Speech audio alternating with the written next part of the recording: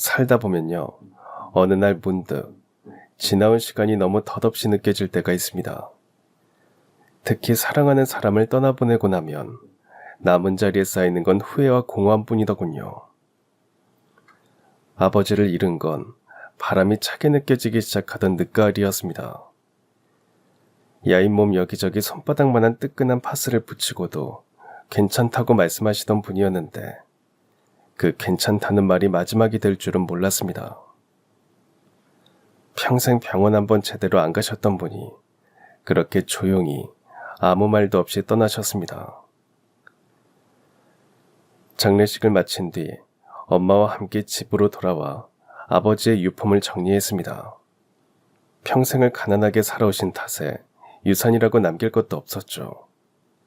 손때 가득한 아버지의 물건들은 하나같이 낡고 오래된 탓에 제 마음을 더 아프게 했습니다. 그러던 중 장롱 한켠에서 오래된 서류 봉투를 발견했어요. 그 안엔 이것저것 모아둔 종이들이 한가득이었죠. 어디서 받은 영수증, 오래된 통신 고지서, 그리고 유독 낡아 노래지기까지 한 종이 한 장이 있었습니다. 차용증이라 쓰인 종이에는 50여 년 전 아버지께서 어떤 사람에게 5만 원을 빌려줬다는 사실이 적혀 있었습니다. 왜 이걸 아직까지 가지고 계셨을까 궁금했습니다. 그날 이후 저는 아버지가 남긴 차용증 한 장을 들고 50년 전에 어떤 빚을 찾아 나섰습니다. 그리고 거기 적힌 주소로 갔다가 제 인생은 완전히 뒤집어지게 됐습니다. 5년 전, 저는 20년 가까이 이어온 결혼 생활에 마침표를 찍었습니다. 남편의 외도를 제 두 눈으로 직접 목격한 순간 더는 함께 살 수 없다는 걸 확신할 수밖에 없었죠. 이혼을 결심하면서 가장 먼저 떠오른 얼굴은 하나뿐인 제 딸도 아니고 제 자신도 아니고 바로 아버지였습니다. 어릴 적부터 아버지는 저에게 누구보다 따뜻한 사람이었습니다. 무뚝뚝해도 늘 저를 지켜보고 조용하지만 뒤에서 다 챙겨주는 그런 분이었죠. 전 누구보다 아버지를 잘한다고 믿었고 그래서 제 인생의 중요한 순간에는 당연히 아버지도 함께할 거라 생각했어요. 저는 대학 졸업 후 중소기업 사무직으로 취업해 회사를 다닌 지 2년쯤 되었을 무렵 그 사람을 만났습니다. 업무상 거래처 직원이었는데 처음에는 그냥 말 잘하고 일센스 있는 사람이란 정도였죠. 그런데 어느 날 야근 후 사무실 불을 끄고 나오다가 비 오는 거리에서 우산을 들고 저를 기다리고 있는 그 사람을 봤습니다. 지영씨 오늘 야근이라고 했잖아요. 이 근처에서 친구 만나고 집에 가는 길에 들렀어요. 비도 오는데 걱정되더라고요. 저는 야근 끝나면 출출하던데 지영씨는 안 그래요? 그날 우리는 근처 포장마차에서 국수를 먹으며 처음으로 속 깊은 이야기를 나눴고 그날 이후로 매일이 달라졌습니다. 직장에서 퇴근길에서 주말마다 자연스럽게 서로를 만나고 의지하게 됐고 1년 넘게 만남을 이어갔습니다. 그 사람은 말도 잘하고 매너도 좋았고 늘 제 덕분에 하루가 달라진다고 말하던 사람이었죠. 그런 말을 들으면 저는 제가 그 사람의 인생에 없어서는 안 되는 사람이 되는 기분이 들었습니다. 그런데 어느 날이었어요. 저희 집 앞까지 바래다 주던 그 사람과 사소한 일로 다투게 되었고 그는 화를 내며 돌아섰어요. 저는 그 자리에서 눈물만 흘리고 있었는데 마침 퇴근하시던 저희 아버지가 그 모습을 우연히 보시게 됐습니다. 지영아, 왜 울고 있어? 무슨 일이야? 그냥요. 회사 일 때문이에요. 별거 아니에요, 아빠. 별일 아니기는. 방금 화내면서 간 그 남자 때문이지. 너랑 만나고 있다는 사람이 저놈이야? 이미 모든 걸 보신 아버지께 더 이상 숨기는 건 힘들었습니다. 제가 맞다고 하자 아버지는 차갑게 식은 말투로 말씀하셨죠. 그래, 남녀가 만나다 보면 싸우기도 하고 그럴 수 있어. 근데 그렇다고 해서 자기가 사랑하는 여자가 울고 있는데 돌아보지도 않고 가버리는 건 아버지로서는 이해할 수가 없구나. 그리고 내가 너 우는 거 보는 게 이번이 처음이 아니야. 아니요, 아버지. 그 사람 원래는 착해요. 저 이렇게 내버려두지도 않고요. 제가 가라고 했던 거예요. 그때 저는 대수롭지 않게 넘겼지만 아버지는 그날 이후로 무언가 걱정이 많아 보이셨습니다. 제가 조금이라도 표정이 안 좋으면 그때 일을 떠올리시는 듯 했어요. 그러다 제가 남자친구를 소개하고 결혼하고 싶다고 말씀드렸을 때 아버지는 표정을 굳히셨고 잠시 침묵 끝에 단호하게 말씀하셨죠. 지영아, 네가 결혼하고 싶다는 그 사람이 전에 너 울게 만든 그 남자 아니냐? 아, 맞아요. 근데 연애하다 보면 누구나 한 번쯤은 그렇게 싸울 때도 있는 거잖아요. 그래, 그 말도 맞지만 나는 그때부터 마음에 걸렸어. 말은 그럴듯하게 해도 사람 마음을 자꾸 아프게 만드는 사람은 아무리 다른 조건이 좋아도 조심해야 한다. 아버지, 저도 깊게 생각해보고 결정한 거예요. 이렇게 직접 만나보지도 않고 무작정 반대하시는 건 아니라고 생각해요. 한번 만나보고 반대하시던가 하세요. 서운함이 앞서서 그랬는지 저도 모르게 아버지에게 말투가 날카로워졌습니다. 언제나 든든한 제 편이 되어주셨고 인생의 중요한 순간에서도 저와 뜻을 함께할 거라 생각했던 아버지에게 솔직히 배신감도 들었어요. 그리고 그땐 사랑에 눈이 멀어 있었던 때라 아버지의 걱정도 간섭으로만 들렸습니다. 저는 아버지의 반대를 무릅쓰고 설득한 끝에 결국 그 남자와 결혼했습니다. 그 이후로 한동안 저와 아버지는 서먹했습니다. 지금 돌이켜보면 아버지는 그저 실망보다는 걱정이 커서 그런 말씀을 하셨던 건데 그땐 제가 어려서 그랬는지 아버지의 반대가 상처로만 와닿았던 것 같아요. 그래도 시간이 지나고 한 해 두 해 지나며 결혼 생활이 자리 잡자 아버지도 서서히 마음을 푸셨습니다. 제가 행복해하는 모습에 많은 말은 없으셔도 미소를 지으셨고 아이를 안겨드렸을 땐 조용히 등을 토닥여 주시기도 하셨죠.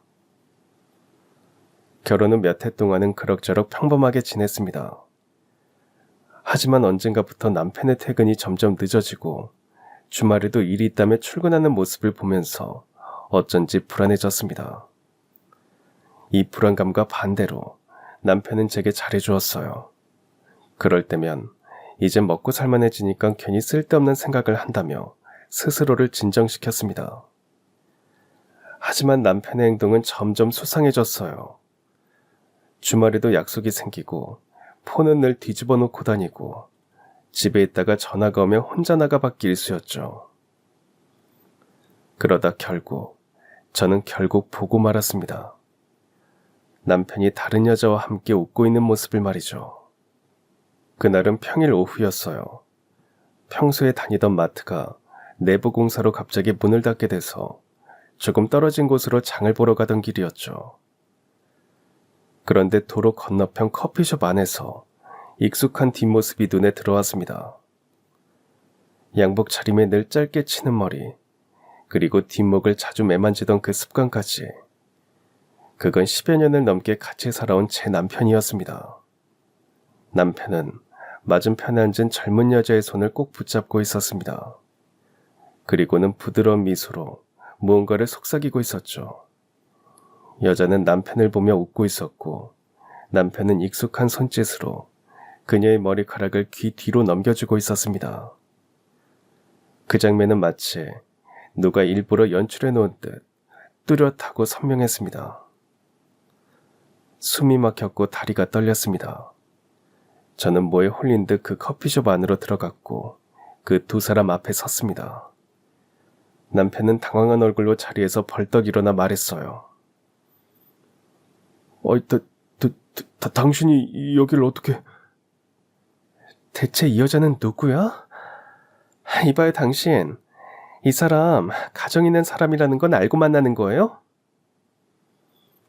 남편은 제 어깨를 잡으며 말했습니다. 이 사람은 그냥 이 거래처 직원이야. 당신 지금 오해하는 거야. 이건 와. 당신은 거래처 직원이랑 손잡고 머리카락 만지고 그러니? 지금 누굴 바보로 알아? 내가 다 봤는데 거짓말할 거야? 남편은 제 말을 듣자 다 들켰다는 듯 더는 숨기려고도 하지 않았죠. 다 봤어? 사람들 다 보는데 창피하게 여기서 이러지 말고 집에 가서 얘기하자. 창피해? 그걸 아는 사람이 바람을 펴? 됐어. 나 당신이랑 할 말 없어. 저는 남편을 남겨두고 혼자 집으로 돌아왔습니다. 그날 밤 남편은 아무 일도 없었던 것처럼 늦은 시간에 들어왔고 제게 말했습니다. 지영아, 미안하다. 내가 진짜 그러려고 했던 건 아닌데. 나 한 번만 용서해주면 안 될까? 그 여자랑 오늘 바로 끝냈어. 진짜야. 내가 잠깐 뭐에 씌웠었나 봐. 남편은 용서를 빌었지만 결국 저는 그 결혼을 끝내기로 했습니다. 한 번 무너진 믿음을 다시 쌓을 용기가 저한테는 없었거든요. 밤새 잠을 이루지 못하고 뒤척이다가 아침이 되자마자 짐을 챙겨 딸아이 손을 잡고 친정으로 향했습니다. 부모님께서는 식사 중이셨고 이른 아침 찾아온 저를 보고 엄마는 깜짝 놀라셨어요. 지영아, 이렇게 일찍 무슨 일이야? 집에 무슨 일 있어? 박서방은 어디 갔어? 엄마, 저 이혼하려고요.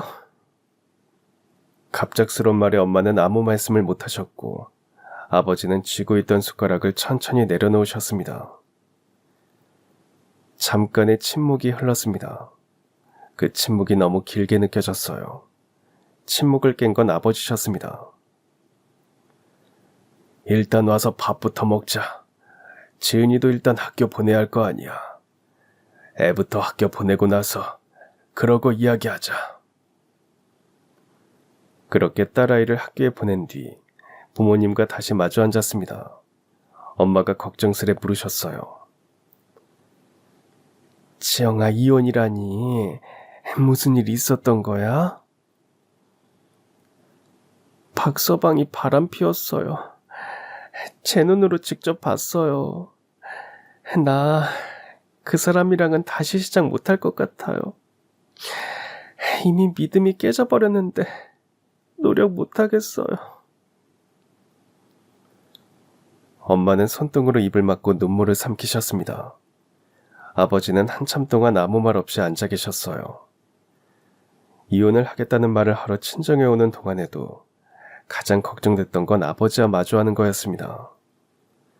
아버지에게서 그때 내 말 안 듣더니 결국 이렇게 되는구나. 봐라, 내가 뭐랬니? 이런 말이 돌아올까 두려웠죠. 하지만 아버지는 조용히 제 손을 잡아주셨습니다. 지영아, 이런 결정 내리기까지 얼마나 힘들고 외로웠니? 아버지랑 엄마는 언제나 네 편이다. 다른 것도 아니고 딴 여자랑 바람난 그 사람 때문에 네 인생 힘들게 만들지 마라. 이혼, 잘한 선택이다. 아버지가 가난하고 능력 없어서 해줄 게 없어서 미안할 뿐이야.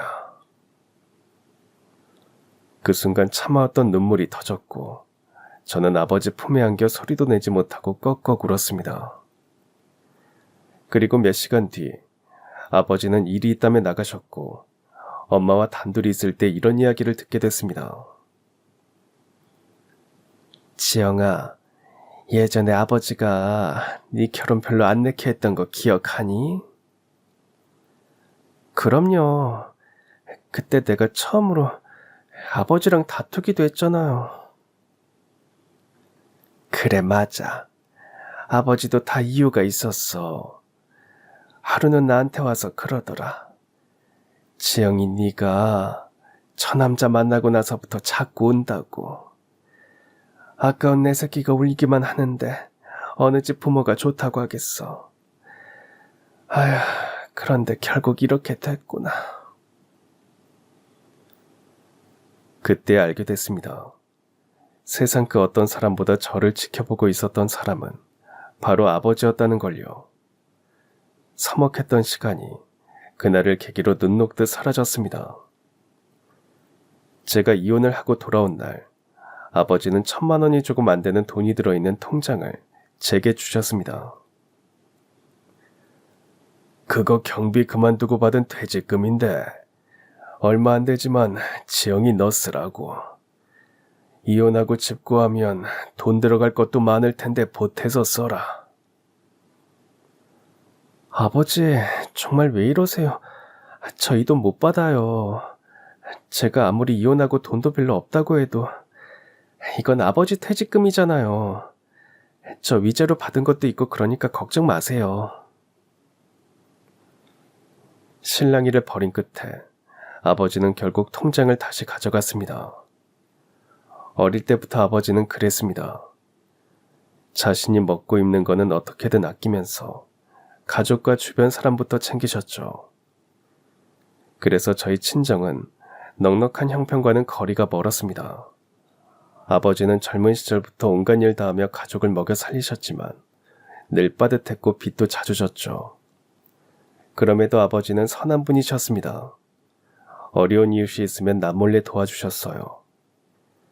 그리고 퇴근길에 길가에서 채소를 팔고 있는 할머니가 있으면 한 번은 그냥 지나치는 법도 없었습니다. 그래서 항상 무언가를 양손 가득 사들고 퇴근하셨는데 엄마는 그걸 볼 때마다 속이 터진다는 듯 말씀하셨어요. 아유, 지영 아버지, 아니 또 이걸 다 사왔어요? 도대체 이 많은 걸 누가 다 먹는다고 사와요? 내가 다 먹으면 되지. 그 어르신이 추운 데서 떨면서 장사하시는 게 아유 어찌나 짠하던지. 돌아가신 어머니 생각도 나고 말이야. 여보, 나는 내 자식이 제일 불쌍하고 짠해요. 내일 지영이 학교에 공납금 낼 돈도 빠듯한데 아유 또 이러면 어떡해요. 엄마는 늘 속이 타셨겠지만 저는 그런 아버지가 좋았습니다. 세상 살기 각박하다지만 그래도 우리 아버지 같은 분이 있다는 것 자체가 제겐 자랑이었어요. 그리고 그런 아버지의 성품은 제가 고스란히 물려받았습니다. 어릴 때부터 나보다는 남을 더 생각했고 웬만하면 다른 사람에게 싫은 소리도 안 했습니다. 그래서 제가 이혼을 결심했을 때 주변에서는 다 놀랐지만 결국 다들 제 편이 돼주었습니다. 저는 이혼하면서 받은 위자료로 작은 식당 하나를 계약했습니다. 살림만 하던 제가 딸아이를 키우기 위해 시작한 장사였죠. 요리엔 자신 있었지만 장사는 생각보다 훨씬 힘들었습니다. 초기엔 하루 매상이 10,000원도 안 되는 날도 많았고 발품을 팔며 조금이라도 더 저렴한 식자재를 사러 다녔어요. 그렇게 하루하루 버티다 보니 점차 손님도 붙고 단골도 생기고 가게는 자리를 잡아갔습니다. 이대로 가면 나중에 딸이 대학 갈 때쯤에는 돈 걱정 없이 대학교도 보낼 수 있을 것 같았습니다. 그런데 코로나가 터졌습니다. 가뜩이나 자리가 약했던 가게는 직격탄을 맞았어요. 손님은 끊겼고 냉장고 안엔 재료만 썩어갔죠. 대출도 받아봤지만 이자 갚기도 빠듯했어요. 그러던 어느 날 건물주가 찾아왔습니다. 사장님, 재계약 앞두고 말씀드리러 왔어요. 다음 계약부턴 보증금 조금 올려야 할 것 같아요. 저도 갑자기 급히 목돈 들어갈 일이 생겨서요. 이건 사실상 가게를 빼라는 뜻이었습니다. 당장 월세도 빠듯한데 보증금을 올려줄 여력이 있을 리 없었죠. 저는 한참을 고민하다 결국 엄마에게 전화를 걸었습니다. 엄마, 가게 건물주가 이번에 보증금 올려달래요. 안 그러면 계약 못하겠다고 하네. 보증금을? 하필이면 이런 시국에? 아유, 어떡하니, 지영아.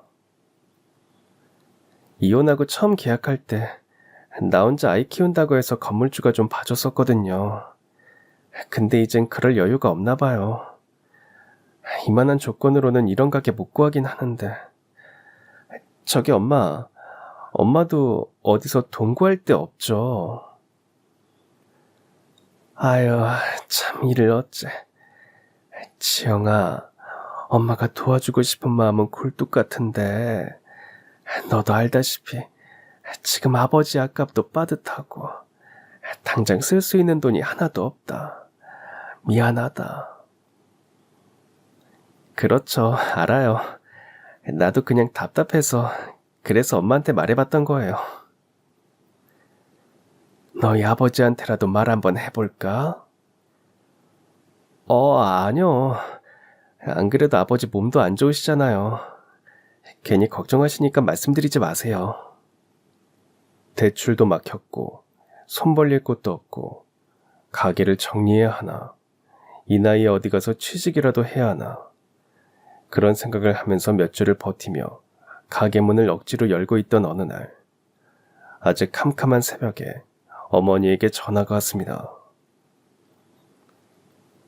지영아, 지금 병원으로 와야겠다. 너희 아버지 돌아가셨다. 아버지께서 돌아가신 건 갑작스러운 일이었습니다. 몸이 많이 약해지셨고 심장도 안 좋으셨기에 언젠가 이런 날이 오리라는 걸 각오하고 있었지만 막상 그날이 오니 아무 준비도 인사 한마디도 없이 떠나셨다는 사실에 너무 슬펐고 눈 감으실 때 옆에 없다는 사실이 죄송스럽기도 했어요. 아버지의 장례는 조용하고 소박하게 치렀습니다. 평소 가깝게 지내셨던 아버지의 친구 몇 분과 가족만 참석한 작고 단정한 자리였습니다. 영정 속 아버지의 환한 웃음은 여전히 생생했지만 그 모습을 바라보는 엄마의 어깨는 한껏 내려앉아 있었습니다. 장례를 마치고 집으로 돌아온 뒤 엄마는 거실 소파에 앉아 한참을 멍하니 있다가 말씀하셨습니다. 이럴 때 유산이라도 좀 있어서 지영이 너 도와줄 수 있으면 얼마나 좋겠니. 정말 남겨줄 게 하나도 없구나. 엄마 그런 말씀 마세요. 제가 아버지랑 엄마 어떻게 사셨는지 모르는 것도 아니잖아요. 사는 동안 힘들긴 했어도 평생 정직하게 사신 거 제가 제일 잘 알아요. 엄마, 장례식 때문에 힘드셨을 텐데 이제 좀 쉬세요. 아버지 유품 정리는 제가 마저 할게요. 엄마를 거실에 남겨두고 저는 안방으로 향했습니다. 아버지가 마지막까지 머무시던 공간, 자그마한 방은 여전히 아버지의 온기로 가득했습니다. 문을 열자 익숙한 냄새가 스치듯 지나가고 옷장과 서랍엔 손때 묻은 물건들이 고스란히 남아있었어요. 옷가지를 정리하던 중 옷장 깊숙한 곳에서 오래된 서류 봉투 하나가 눈에 띄었습니다.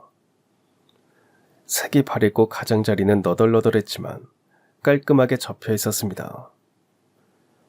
봉투 안에는 오래된 영수증과 공과금 고지서, 보험안내서 같은 서류들이 잔뜩 들어있었고 그 사이에 유독 눈에 띄는 낡은 종이 한 장이 있었습니다. 그건 차용증이었습니다. 지금으로부터 50여 년 전 김도훈이라는 사람이 저희 아버지에게 5만 원을 빌리고 6개월 안에 갚기로 했다는 내용이 적혀 있었어요. 저는 얼른 그 차용증을 들고 나가 엄마에게 보여드렸습니다. 엄마, 이거 뭐예요? 차용증이라는데? 차용증? 누구 거? 너희 아버지가 빚이라도 진 거야?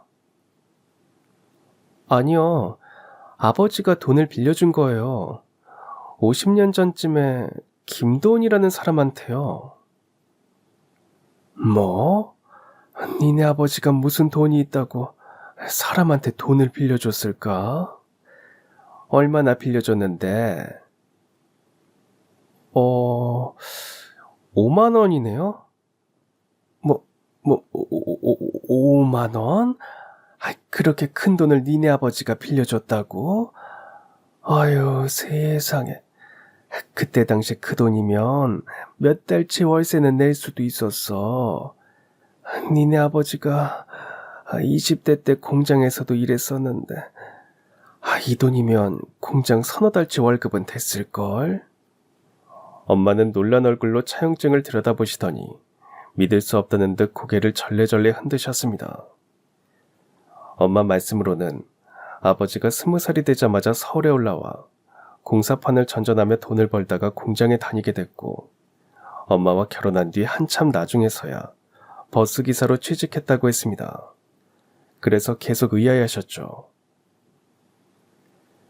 이거 아무래도 나랑 결혼 전에 쓴 것 같은데, 나는 김도훈 이 사람 이름도 처음 들어봐.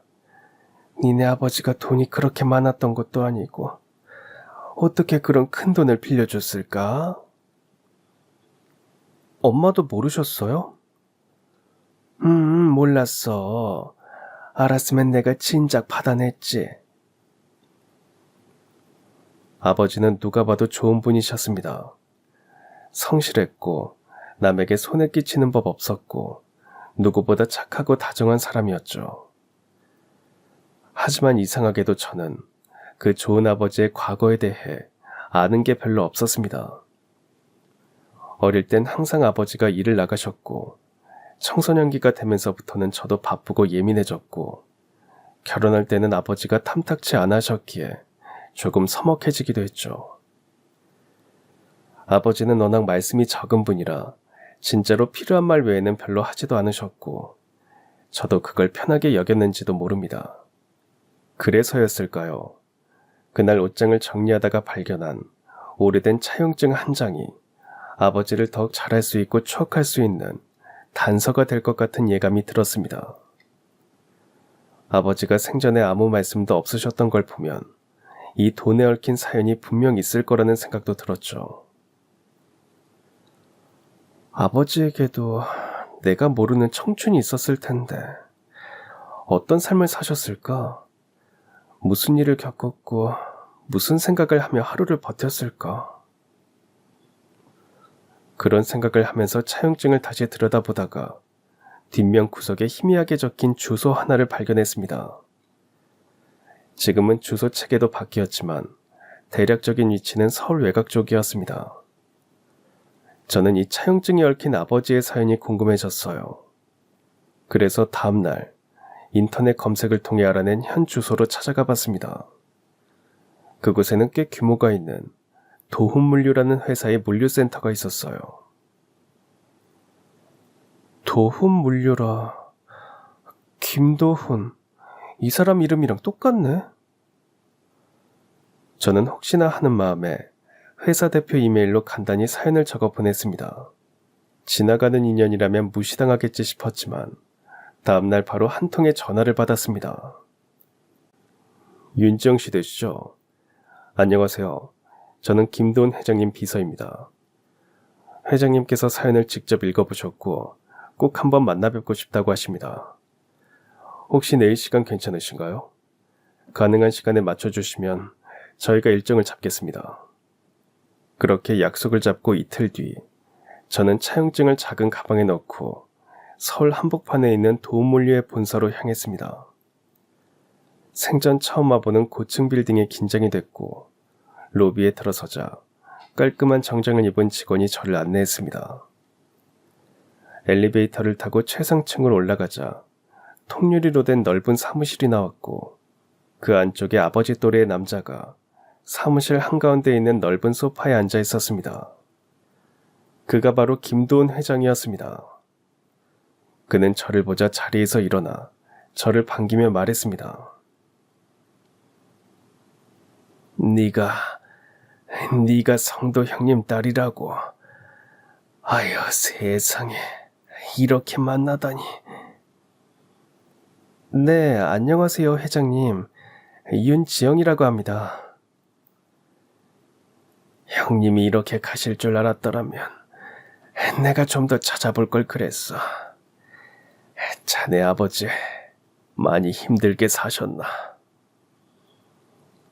솔직히 말씀드리면 풍족하게 살았던 건 아니지만 저희 아버지는 정말 선하고 정직하게 사시던 분이셨어요. 존경스러울 정도로요. 그래, 성도 형님이면 그럴 뿐이지. 아, 그 차용증이 있다고. 네, 아버지 유품 정리하다가 오래된 차용증을 발견했는데 혹시 이게 회장님과 관련된 게 맞는지 궁금해서 여기까지 오게 됐습니다. 저는 조심스럽게 꺼낸 차용증을 그에게 건넸습니다. 회장님은 차용증을 받아들고는 하나하나 눈으로 따라 읽어갔어요.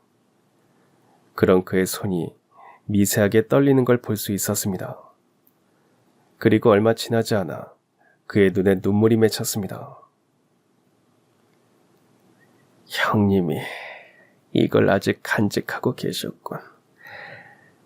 그래, 이건 내가 형님한테 써준 차용증이야. 50년 만에 다시 보게 되는군.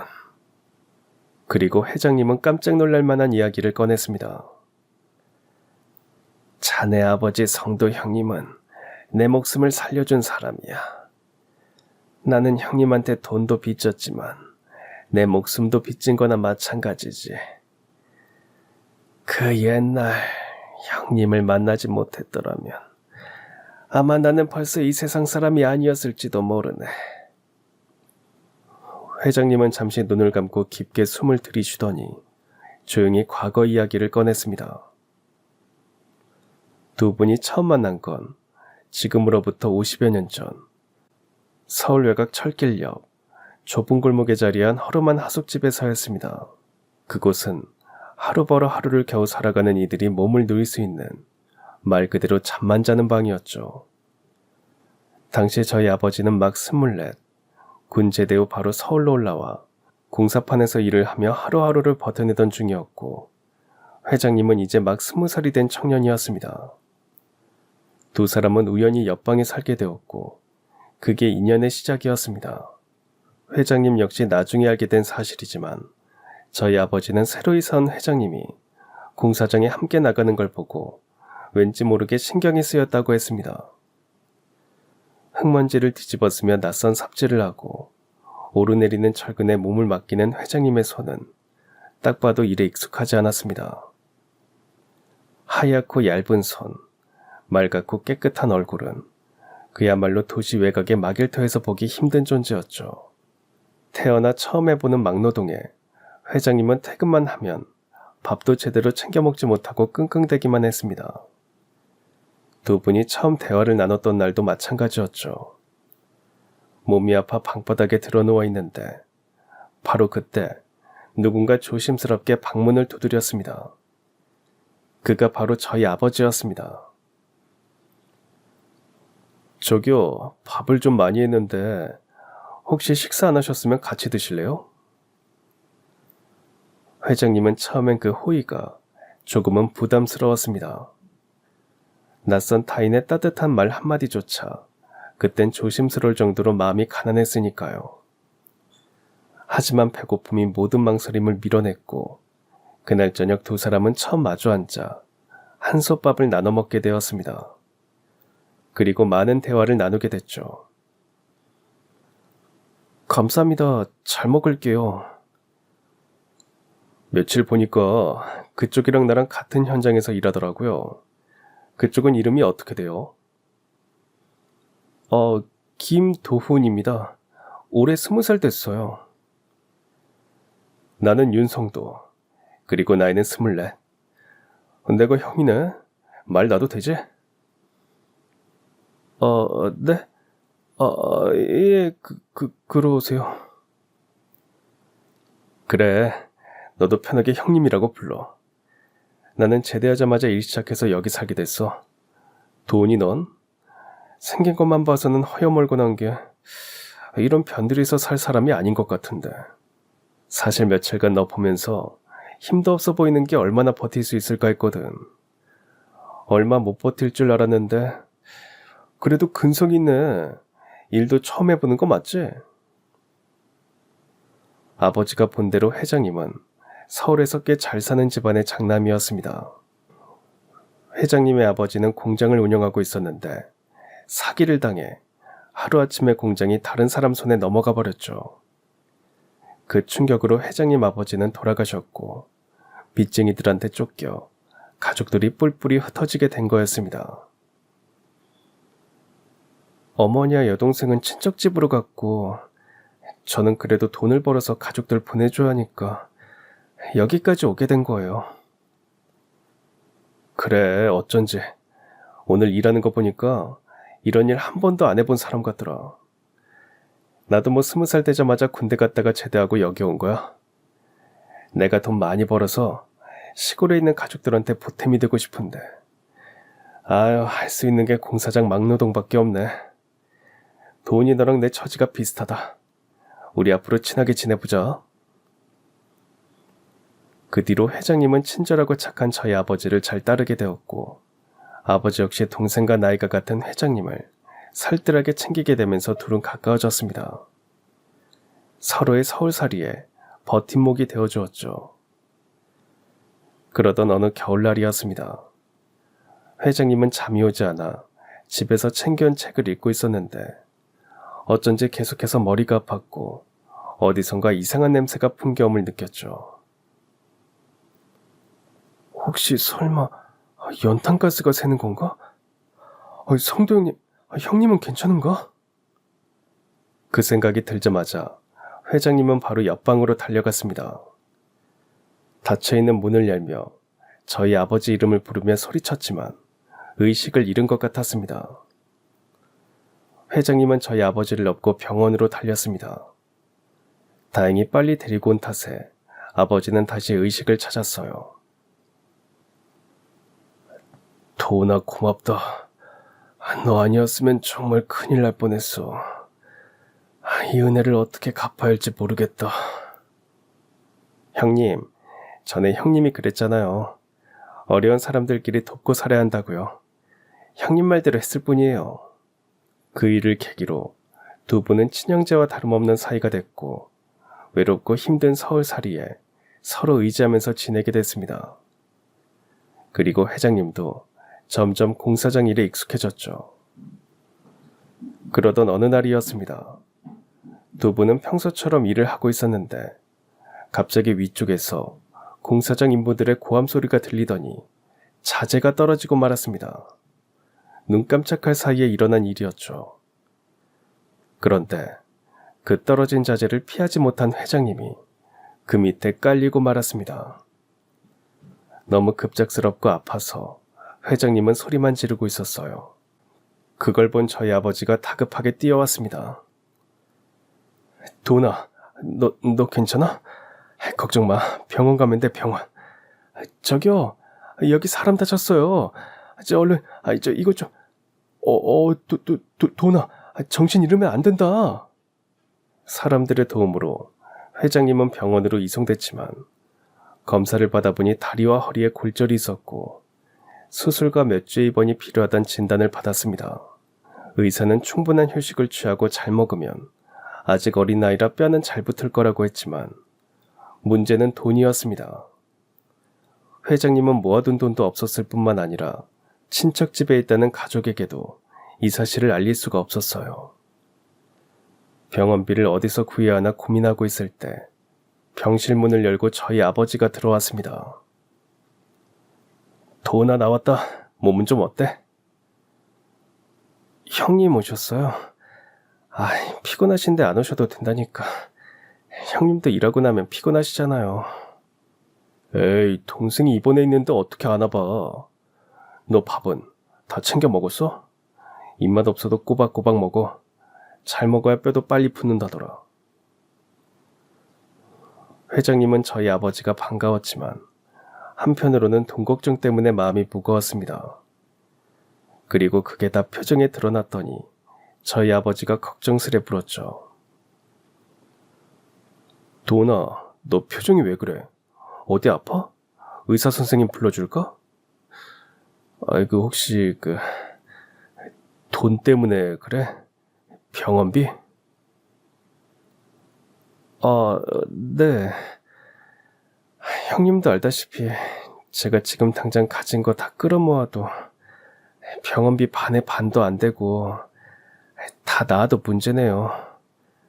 어머니한테 말해도 빚쟁이들한테 다 뜯겨서 돈 한 푼 없을 거고 친척 집에 얹혀 사는 게 눈치 보이는데 친척한테 손 벌릴 수도 없고요. 수술비는 내일까지 내라고 하는데 정말 막막하네요. 답답한 마음에 회장님은 그 말을 하면서 아버지 앞에서 눈물까지 보였습니다. 다음 날 회장님은 업무과에 가서 무릎이라도 꿇으면서 병원비를 나중에 내겠다고 빌어볼 생각까지 했습니다. 그런데 막상 업무과에 가보니 돌아오는 대답은 이미 수술비가 다 계산이 됐다는 거였어요. 심지어 병실 입원비까지요. 그 돈을 내준 사람은 다름 아닌 저희 아버지였습니다. 마침 그날 저녁 아버지는 또 병문안을 왔습니다. 형님이 제 수술비 다 내신 거예요? 아니 왜 그러셨어요? 형님이 무슨 돈이 있다고요? 도나, 이럴 땐 그냥 고맙다고 하면 되는 거야. 형님도 벌어서 가족들한테 다 보내는 거면서 지금이라도 그 돈 다시 돌려달라고 할게요. 다른 사람도 아니고 형님 돈은 못 받아요. 내가 너 이럴 줄 알고 말도 안 하고 가서 먼저 계산해버린 거야. 돈이 너도 내가 어디 다쳐서 입원해 있는데 돈 없으면 모른 척 못할 거 아니니. 그래도 정 불편하면 지난번에 연탄가스 사고 났을 때 나 구해준 거 그거 갚았다고 생각해. 형님, 그거랑 이거랑 같아요. 아무튼 저는 못 받아요. 사정 말하면 돈 다시 돌려받을 수 있을지도 모르니까 같이 가요.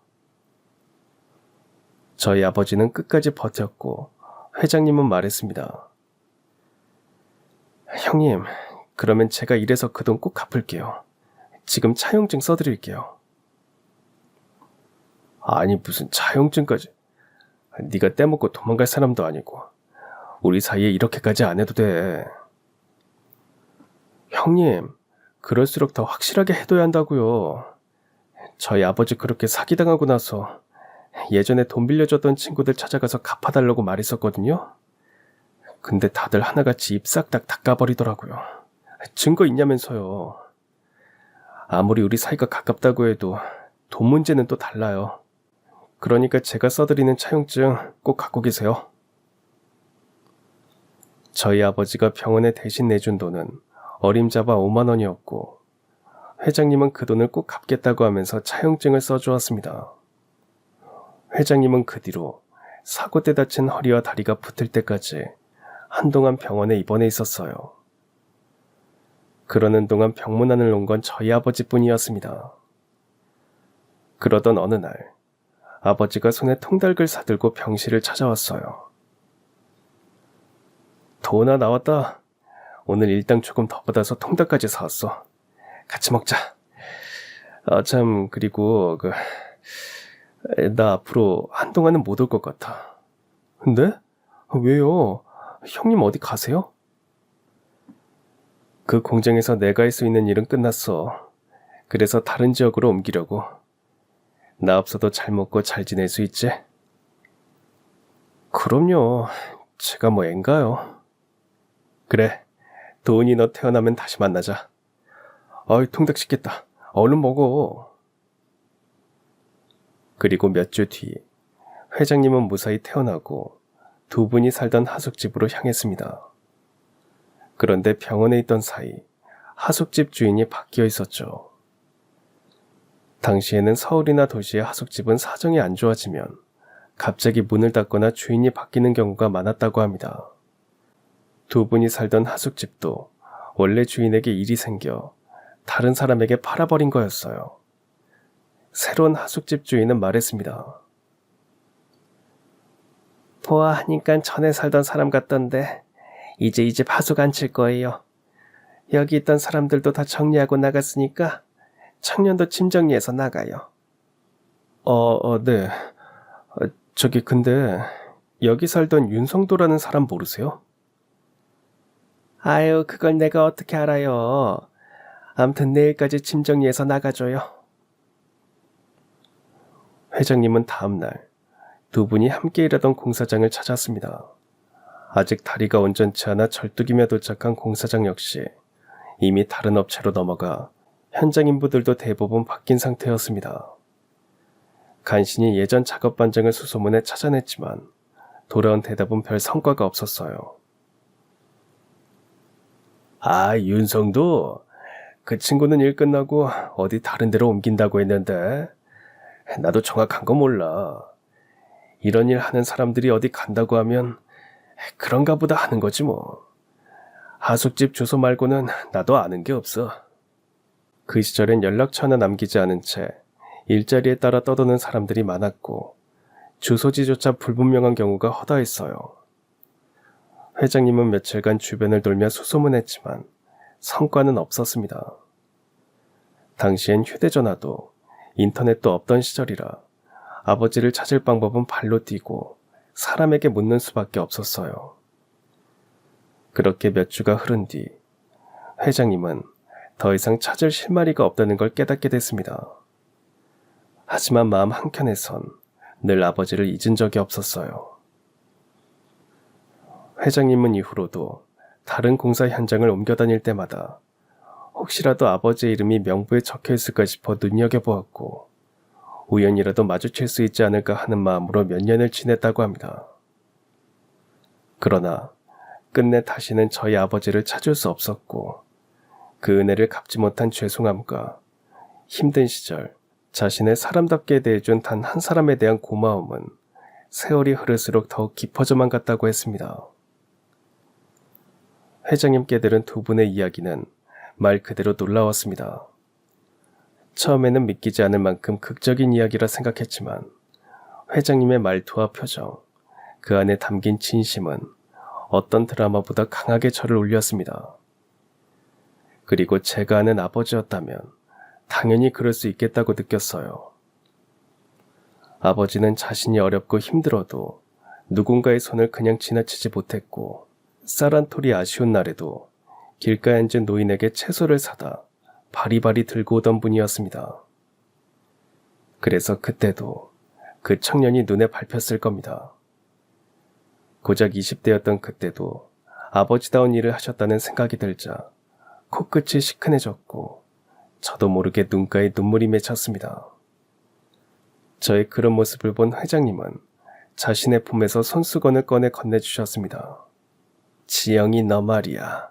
성도 형님 닮았어. 표정도 말투도 많이 닮았구나. 저는 울먹이며 손수건을 받았습니다. 그 시절에 아버지랑 그렇게 인연이 있으셨을 줄은 정말 몰랐어요. 사실 저희 아버지가 어떤 사람인지는 알아도 어떤 청춘을 살아오셨는지는 잘 몰랐거든요. 아버지가 원래 말씀이 적으셔서. 회장님은 고개를 끄덕이며 창밖으로 잠시 시선을 돌렸다가 다시 저를 바라보았습니다. 그때는 지금처럼 정보가 넘쳐나던 시대도 아니었고 내가 돈이 많았던 것도 아니었지. 사람 하나 찾는다는 게 지금처럼 전화 한 통, 검색 한 줄로 되는 일이 아니었어. 성도 형님을 다시 찾으려고 그 뒤로도 몇 번이고 공사장도 가보고 다른 하숙집도 여기저기 찾아봤는데 다 헛수고였지. 그리고 이렇게 세월이 흘러버린 거야.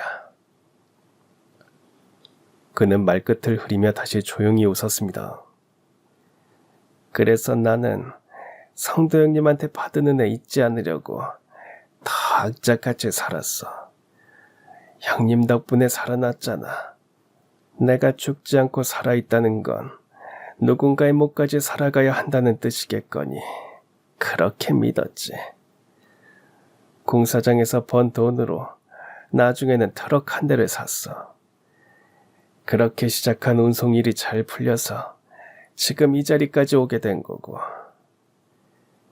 그런데 말이야, 내가 이 회사를 도훈물류라고 이름 붙인 이유 자네는 혹시 짐작가나? 제가 모르겠다는 표정으로 바라보자 회장님은 웃으며 말했습니다. 혹시라도, 정말 혹시라도 성도 형님이 살아계시다면 지나가다가 이 회사 간판을 보고 나를 떠올리지 않을까, 그런 생각 때문이었어. 지금 들으면 좀 우습지. 마치 드라마 같은 이야기잖아. 그런데 나는 진심이었어.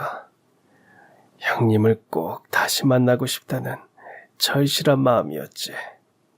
그 말에 저는 아무 말도 할 수 없었습니다.